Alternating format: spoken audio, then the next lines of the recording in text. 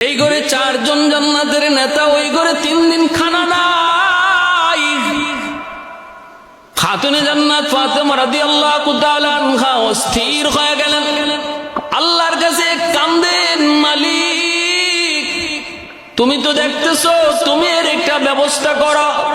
সাথে সাথে হযরত আলী রাদিয়াল্লাহু তাআলা আনহু তিনি বলতেছেন, ফাতেমা আমি বের হয়ে গেলাম কাজের সন্ধানে।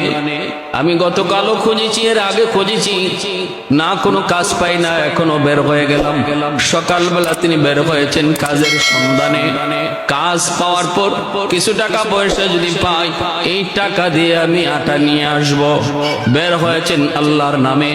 কিন্তু পরীক্ষা, কত বড় পরীক্ষা শুরু হয়েছে তাদের উপর।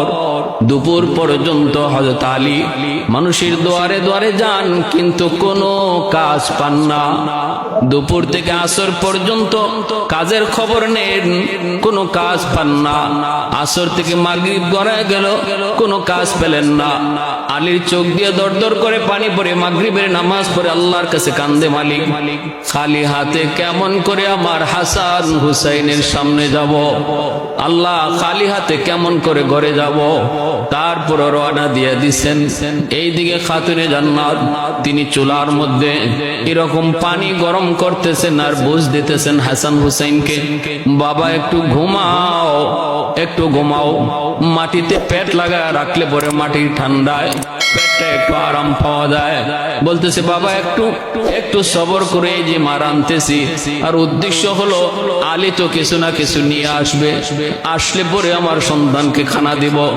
সন্ধ্যার সময় যখন কিছুটা আবসা আবসা অন্ধকার, খাতুনে জান্নাত চুলার মধ্যে আগুন দিয়া এরকম পানিটারে গরম করেন আর বলতেছেন খানা হইতেছে। মাঝে মাঝে দৌড় দিয়ে একটু ঘরের পাশ কাত গিয়া দরজার কিনারা থেকে স্বামীর অপেক্ষা করেন। রাস্তার দিকে তাকায় দেখেন আলী আসতেছেন কিনা, না দেখে আবার চুলার কাছে আসেন। এইভাবে একবার চুলার কাছে আসেন আর একবার দরজার কাছে যান আলীকে দেখার জন্য। এইভাবে হঠাৎ করে দেখেন একজন মানুষ দেখা যায়, কিন্তু চেহারা চেনা যায় না। কে সেই মানুষটা আসতেছে? তিনি কি আমার স্বামী আলী?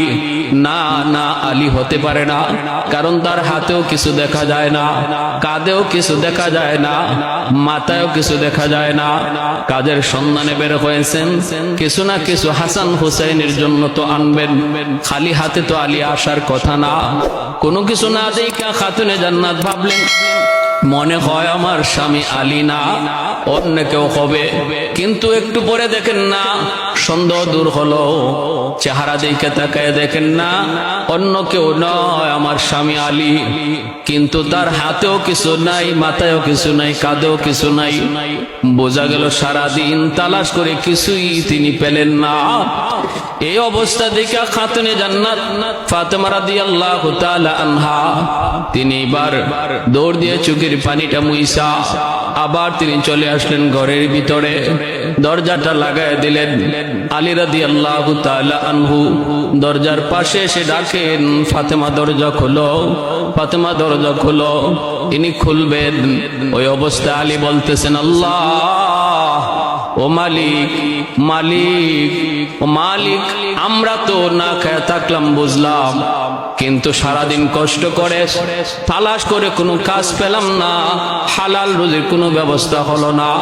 আল্লাহ আমার হাসান হুসেনকে কেমনে বুঝ দিব তুমি বলো? কেন তুমি আমার এই শিশু বাচ্চাগুলার দিকে একটু তাকাও না? এই কথা বলতেই খাতুনে জান্নাত ফাতেমা রাদিয়াল্লাহু তাআলা আনহা দরজা খোলার চিন্তা করেছিলেন, কিন্তু দরজা খুললেন না, দরজা বন্ধই রাখলেন। আলী বলতেছেন, ফাতেমা দরজা খোলো, কিন্তু ফাতেমা দরজা তো খুলেন না।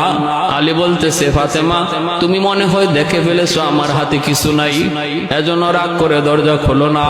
ফাতেমা কান্দে আর বলে, না গো স্বামী, আমি এজন্য দরজা বন্ধ করেছি না, এজন্য দরজা খুলি না। না খোলার কারণ হলো তুমি আমার আল্লাহর উপর কেন অভিযোগ করেছো?